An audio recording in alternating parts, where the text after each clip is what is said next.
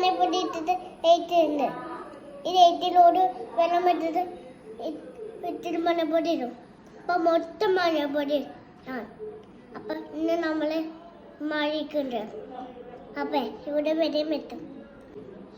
ഒന്നും വേണ്ട, ഇന്ന് നമ്മുടെ മഞ്ഞപ്പൊടിയും ഏറ്റും പോലും ഇതാണ്.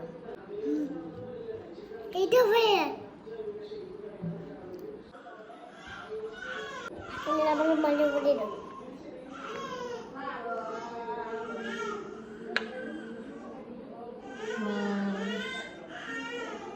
ഏത്